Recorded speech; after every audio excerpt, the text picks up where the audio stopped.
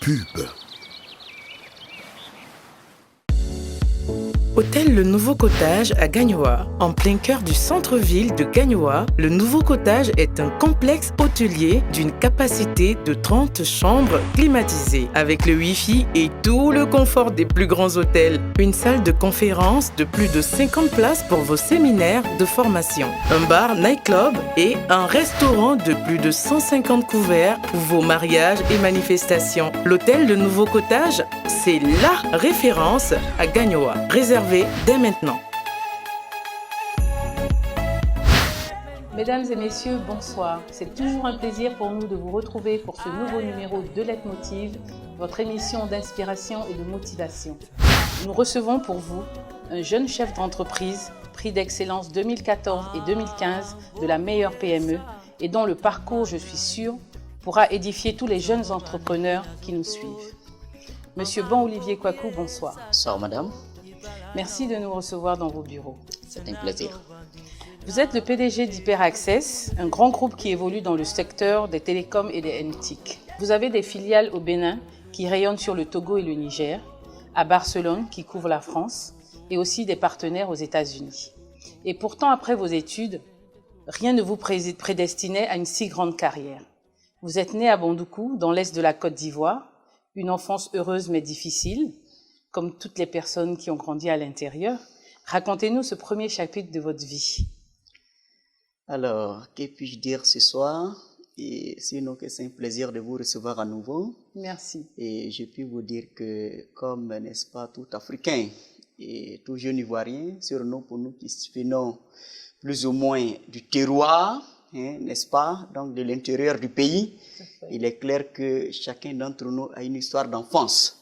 Et je peux vous dire que souvent j'ai souvenance, n'est-ce pas, de ma tendre enfance aux côtés de ma tendre grand-mère, et qui est aujourd'hui encore vivante et à qui je voudrais rendre, n'est-ce pas, des hommages, n'est-ce pas, de façon spéciale.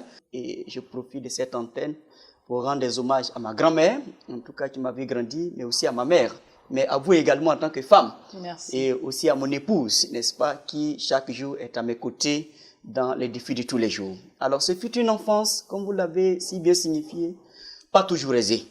Mais je crois que c'est cette enfance qui m'a forgé, n'est-ce pas? Et lorsque souvent je regarde un peu d'où je suis sorti, n'est-ce pas, pour beaucoup de jeunes Africains, n'est-ce pas, surtout Ivoiriens de façon particulière, nous nous sommes sortis de ce qu'on appelle communément des maisons en dur, n'est-ce pas? Et où c'est la paille.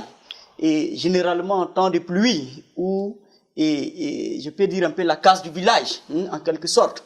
Alors, lorsque c'est le temps de pluie, où généralement ta grand-mère se donne beaucoup de peine pour que vous ne soyez pas mouillés la nuit. C'est de cela que nous sommes sortis. Et je crois que cette expérience de la vie que certains pourraient qualifier, n'est-ce pas, d'enfance difficile, nous a permis quelque part aussi d'avoir ce qu'on appelle la rage de vaincre. Non pas de nous venger de la vie, mais de relever le défi d'honorer notre famille qui a toujours été à nos côtés. Et je crois que c'est cette enfance-là qui nous a permis d'avoir la personnalité qui est la nôtre aujourd'hui et qui nous permet, n'est-ce pas, de faire face à beaucoup de défis. Voilà un peu d'où nous sommes sortis et voilà, c'est ce que je peux dire un peu de ma petite enfance qui, du village de ma grand-mère, s'est poursuivie après aux côtés de ma maman où j'ai pu achever mes études primaires. Alors j'ai pu vous dire que c'est tout de même une belle expérience de vie. J'imagine. Alors, après votre primaire, donc vous obtenez votre bac série C. Racontez-nous un peu, vous étiez quel genre d'élève au primaire, au collège, au lycée? Alors, je crois, pour ceux qui me connaissent, je n'ai pas pour habitude de parler de moi-même, vous voyez, parce que ce n'est vraiment pas de notre éducation à nous autres. Mais si je dois résumer, n'est-ce pas, mon enfance scolaire, donc le primaire et je crois et les études au lycée. C'était où? C'était dans quelle ville? Alors, le lycée moderne de Bondoukou, n'est-ce pas? Je crois certains de mes amis d'école et actuellement me regardent.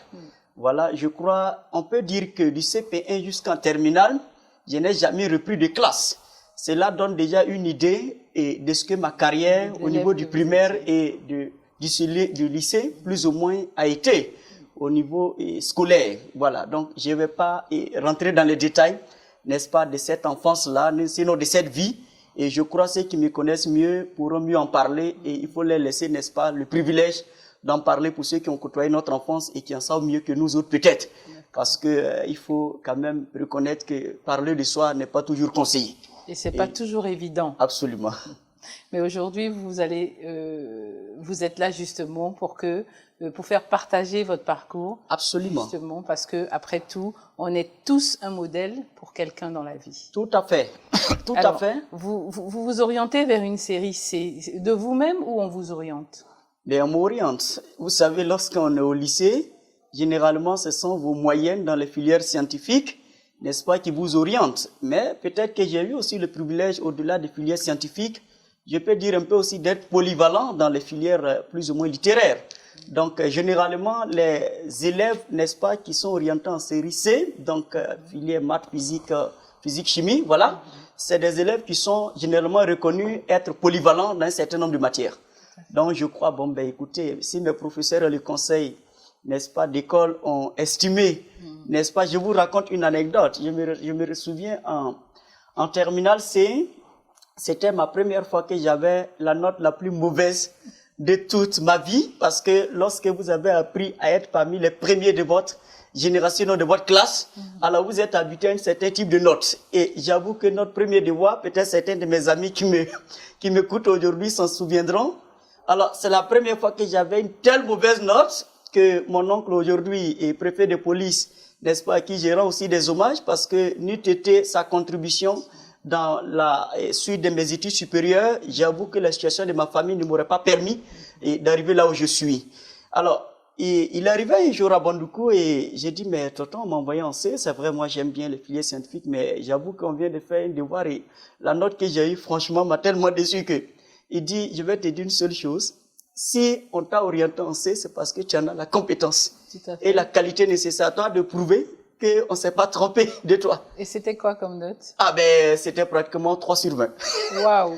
Et la forte note de la classe était autour de 315. Donc vous imaginez, des élèves de première C, alors c'est pratiquement les 6-5 premiers de chaque classe qu'on prend et que le lycée moderne prenait pour constituer une seule classe de terminale C. Autrement dit, tous ceux qui sont sélectionnés avaient plus ou moins un background en matière scientifique pour constituer une sorte de classe d'excellence. Et quand la première note arrive et que la plus forte note n'atteint même pas les 4, alors c'est un choc psychologique pour tout le monde. Mais croyez-moi, après ça, les choses sont rentrées dans l'ordre tout de même. D'accord. Voilà. Alors, vous passez donc un bac série C. Absolument. Que vous obtenez avec mention. Ben voilà. Et après, qu'est-ce que vous décidez de faire? Ben, qu'est-ce que je décide? Je crois, c'est assez bizarre. J'ai été orienté en filière de, comment je peux appeler, génie civil. C'est bizarre. Peut-être que je n'en ai pas assez raconté à beaucoup de personnes. On m'a orienté en génie civil. Et curieusement, peut-être que c'est l'âme de l'entrepreneur qui parlait déjà. Un jour, je suis allé voir mon oncle, j'ai dit, mais moi, je vais faire les finances comptabilité. Alors, là où on compte l'argent, quand même, ça m'intéresse. C'est bizarre.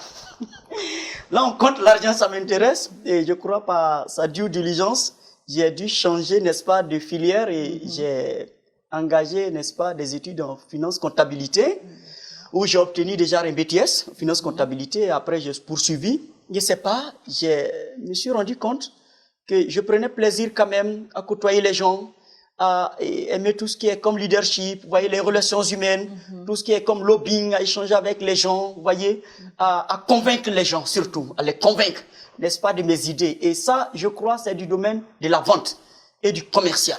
Et alors, donc, j'ai poursuivi les études supérieures, n'est-ce pas, dans l'ingénierie, marketing et commercial pour, n'est-ce pas, embrasser cette carrière, d'autant plus que déjà, j'avais des compétences en matière de gestion et surtout de finances. Et ça, je crois, c'est ce qui a orienté après mes choix en matière d'études supérieures. D'accord. Et après ça, votre première expérience professionnelle? Mais je peux dire que 2 expériences, voilà, qui se sont suivies, si je peux le dire ainsi. Mais l'une des expériences qui m'a le plus marqué, c'est mon passage, n'est-ce pas, dans cette entreprise suisse. Et je crois, tout jeune, mais j'ai appris ce qu'on appelle le professionnalisme. Voyez? Ça a été votre première expérience professionnelle? Alors, je peux dire la deuxième, D'accord. mais l'autre, je La peux dire première que vous a pas le vraiment passage, marqué? Non, elle m'a marqué, mais ce n'est pas à cette première-là que j'ai fait mes premières marques D'accord. d'expérience professionnelle où on est confronté, n'est-ce pas, à ce qu'on appelle des rapports d'entreprise, D'accord. à ce qu'on appelle prise de responsabilité, prise de risque.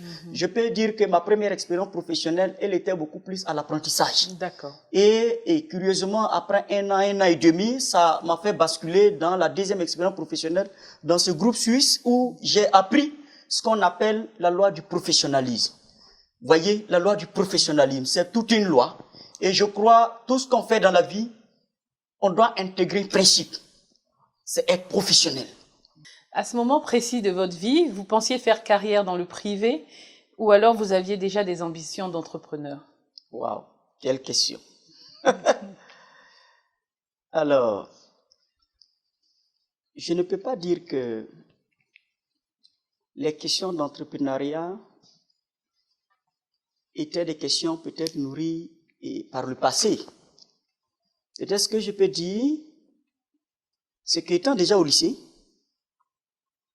lorsque j'avais ma bourse, j'avais pour habitude de me rendre à Sampa, puisque Bondoukou est frontalier plus ou moins au Ghana, de payer soit quelques petits habits, quelques petites chaussures que je vendais à mes amis et qui me permettaient déjà de rentabiliser et de gagner plus, comme on peut le dire. Donc, je peux dire qu'il y avait déjà quelques réflexes, n'est-ce pas, peut-être du futur entrepreneur. Mais dans ce groupe-là, par exemple, j'avais effectivement pour ambition de devenir peut-être demain l'un des grands managers. Mais qu'est-ce qui va militer, n'est-ce pas, et le choix à l'entrepreneuriat? Peut-être ce sera votre prochaine question. Mais je peux vous dire que le ciel m'a fait cette grâce. Je suis passionné de mon job. J'ai appris une seule leçon de la vie et je crois que je l'ai apprise aux côtés de mon grand-père. Au village, nous, on avait l'habitude généralement de nous rendre au champ tôt le matin à 6 heures du matin, sinon on va à 5h30. Pourquoi? Et j'ai encore souvenance, n'est-ce pas, de ce que lorsque vous faites le piège en brousse au champ, si vous arrivez tard, alors soit c'est le voisin au niveau de votre champ, ou bien c'est un petit volet qui est passé et qui prend la bête que ton piège a pris. Juste pour dire que je crois que c'est la même chose dans le secteur privé. Les opportunités se saisissent vite et très tôt. Et comme on le dit, le bonheur appartient à celui qui se lève tôt. Le travail, c'est ce qui définit l'homme. Moi, je crois, lorsqu'on se met au travail, quelque part, on est en train de poursuivre l'œuvre de la création du grand créateur. Donc, quelqu'un qui joue avec son travail dans la vie ne comprend pas sa mission. C'est une mission de responsabilité et de création. C'est pourquoi le travail est au cœur de tout projet de développement. Un peuple qui travaille moins peut jamais connaître le développement. Pour moi, c'est une question préalable à tout programme de développement. Que les uns et les autres prennent conscience que lorsqu'ils sortent de leur maison chaque jour et qu'ils se rendent au travail, le développement de leur pays ne dépendra pas forcément de leurs gouvernants, mais de ce qu'ils feront à leur bureau et de la manière dont ils l'exerceront. C'est avec responsabilité ou irresponsabilité. Et cela détermine le pays que tu laisseras un jour à tes enfants et aux enfants de leurs enfants. Voilà ma compréhension et la culture que j'ai du travail. Pub. En tant que chef d'entreprise, il est important pour nous de communiquer avec nos clients, quel que soit l'opérateur téléphonique, mais surtout à moins de coûts.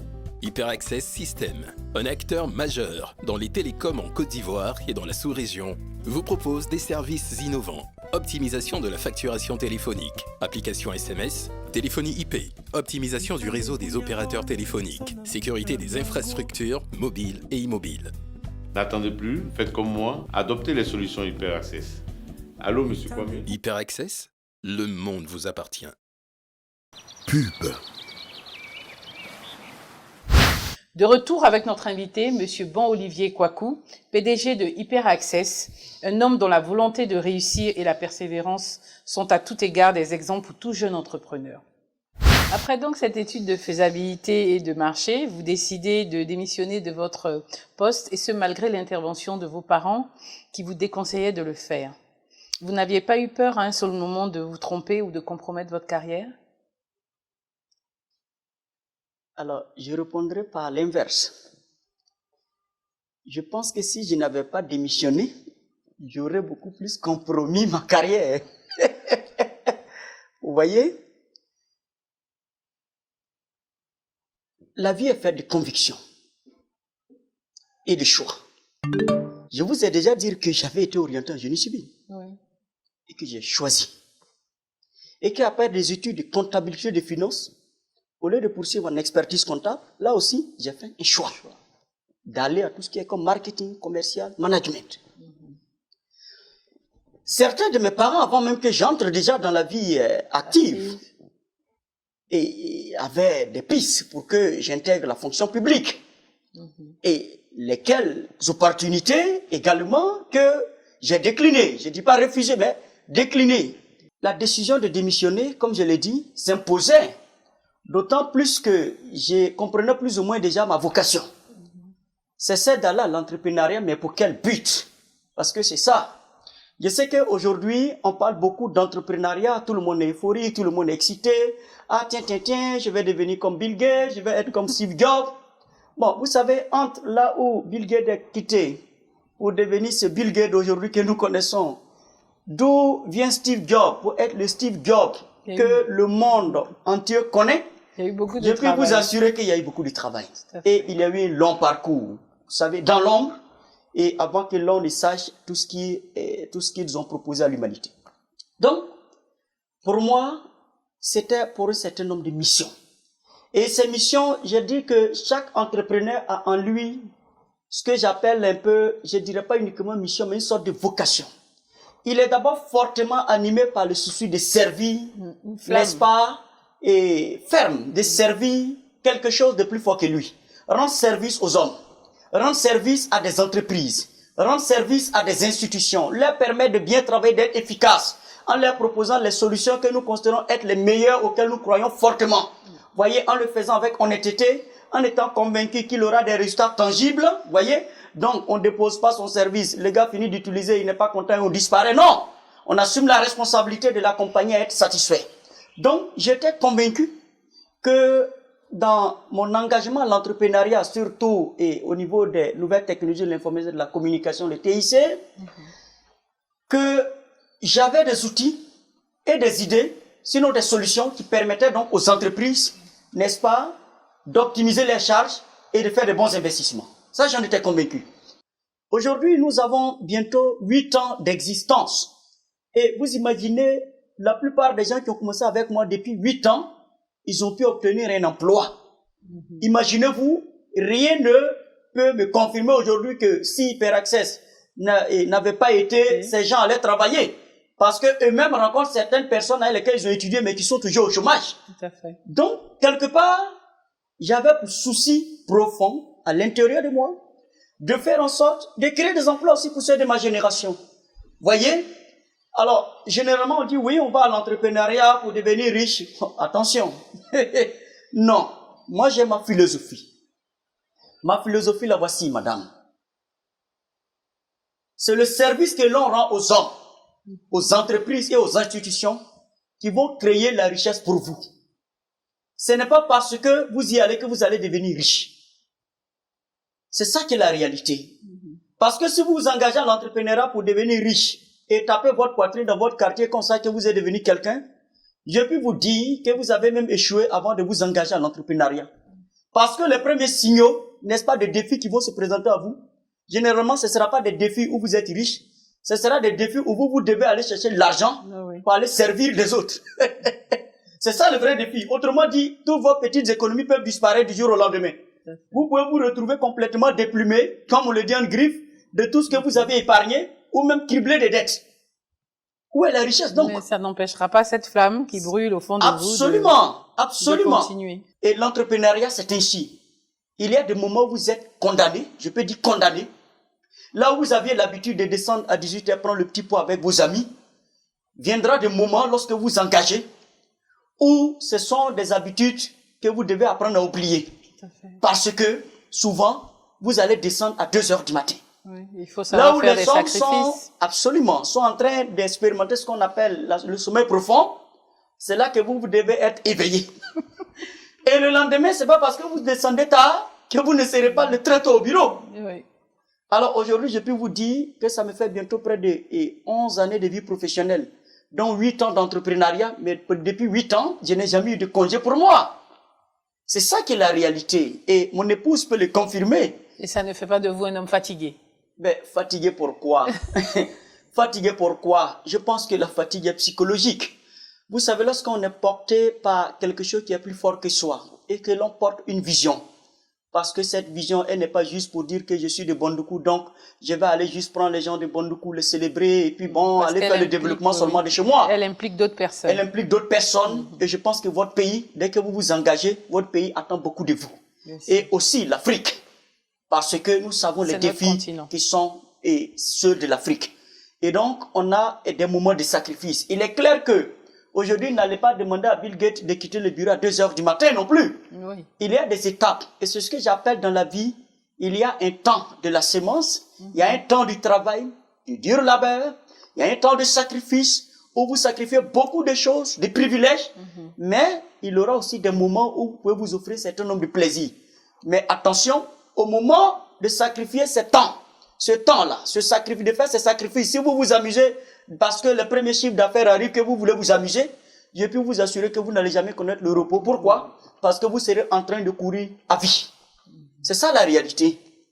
Et voilà un peu, je crois, les enjeux qui nous ont motivés fortement et qui ont fait que nous étions convaincus que nous n'avions pas le droit d'échouer. Vous savez, quand on est convaincu, je pense que le marché aussi nous l'a bien répondu parce qu'on avait des outils qui leur étaient favorables, intéressants, et le marché nous accompagne. Alors, expliquez-nous un peu comment se passe votre démission au sein de votre entreprise. Il est clair que lorsque vous êtes jeune et que l'entreprise dans laquelle vous êtes vous fait confiance, parce que les dirigeants peut-être voient en vous l'avenir, et qu'un matin vous décidez de rendre votre démission, je ne dirais pas que c'est un choc, mais c'est une grosse surprise. Parce qu'on compte sur vous pour bâtir des stratégies un peu partout. Surtout quand vous êtes compétent en plus. Oh ben, si vous le dites, je le reçois avec beaucoup d'humilité. Non, mais vous ne seriez pas là où vous êtes si vous n'y avez pas quand même Merci, une certaine madame. part de compétence. Merci. Merci, je l'accepte volontiers. Alors, vous imaginez, vous déposez votre démission, vos responsables, qui à un moment donné sont considérés comme, surtout votre PDG, il est comme un père pour vous. Vous savez, alors il essaie de vous raisonner, peut-être l'enfant perd la tête. Il faut revenir à de meilleurs sentiments. Donc effectivement, on essaie de vous dissuader. Mais je ne dirais pas que je suis resté ferme sur ma position, mais j'ai donné les raisons de ce départ. Lesquelles raisons étaient légitimes. Tout en étant convaincu que je partais en paix avec mes anciens dirigeants. Parce que la vie, il y a un principe aussi que j'ai développé dans la vie.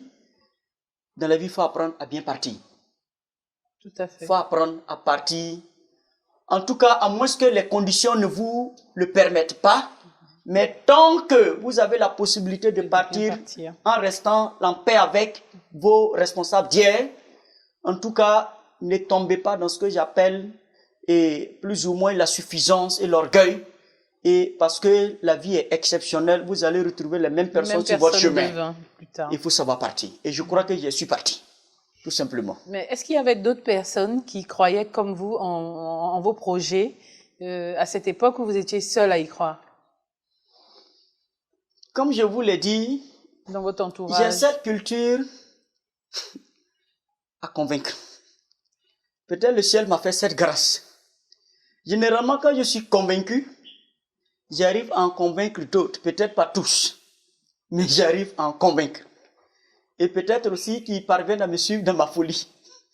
Parce que, vous savez, la voie de l'entrepreneuriat n'est pas une marche solitaire. Elle n'est pas forcément solitaire, il faut savoir s'entourer d'un certain nombre de personnes. Lorsque j'ai eu ce projet et cette idée, que j'avais un ami, voilà, M. Kone Ibrahima, qui aujourd'hui est notre directeur général de notre filiale du Bénin, que je salue au passage. Alors, immédiatement, j'ai pris mon téléphone, j'ai dit, mais Kone, tu es où là? Parce que depuis déjà longtemps, on était en contact. Il dit, non, je suis en brousse là, quelque part. Bon, comme pour l'instant, je ne travaille pas, donc je fais des petits métiers et voilà, on me paye. Et comme moi, je suis père de 2 enfants, il faut bien que je m'en occupe. Que je vive. Vous imaginez quelqu'un qui est ingénieur télécom et j'entends ce discours, je dis, écoute, tu vas rentrer à Abidjan aujourd'hui, tu vas venir vivre avec moi. Donc j'ai accueilli cet ami chez moi. Pendant 1 an, il a vécu avec moi. On a vécu ensemble. Et après, d'autres sont venus. Donc un de mes cousins, vous voyez, qui a fini ses études au Maroc, et qui est venu et il me dit, lui, il a fait la comptabilité. J'ai dit, bon, tu as fait la comptabilité comme moi. Mais nous, démarrons, il n'y a rien à compter, il n'y a pas d'argent à compter. Donc toi, tu es responsable commercial, tu vas aller vendre. C'est quand on vend qu'on peut venir compter. Alors, et ensuite, je reçois un jeune qui vient faire un stage, M. Sekongo Namblé. Tout ce que je vous cite, aujourd'hui, j'en ai fait des associés. Même ceux qui ne l'étaient pas, je leur ai ouvert le capital pour en faire des associés parce que c'est des jeunes qui ont souffert avec moi. Qui vous ont accompagné. Accompagnés. Et ceux-là, comme dit l'autre, ils ne sont pas entre griffes, je peux dire des disciples, mais on est une véritable famille. Parce qu'ils connaissent ma vie d'entrepreneuriat. Malheureusement, Monsieur Ban, Olivier, le temps qui nous est imparti touche à sa fin. Nous donnons rendez-vous à nos téléspectateurs la semaine prochaine. Que Dieu nous garde. La semaine prochaine, dans Leitmotiv. Nous aussi, on avait une autre garage de Bill Gates. Voilà, on a eu aussi notre petite garage. J'ai souvenir qu'un jour, il y a un monsieur qui est venu nous voir. Il voulait une solution. Et puis bon, il est venu nous voir. Et quand il est arrivé, il a vu un peu l'environnement dans lequel on était. C'était un projet, je crois, de près de 15-18 millions. Ah bon, quand il a vu, on a parlé avec folie, il est convaincu, tout ça. Mais je pense que notre environnement ne l'a pas convaincu. Tout simplement. Donc accepte de perdre. Pourquoi? Parce qu'on a douté de toi.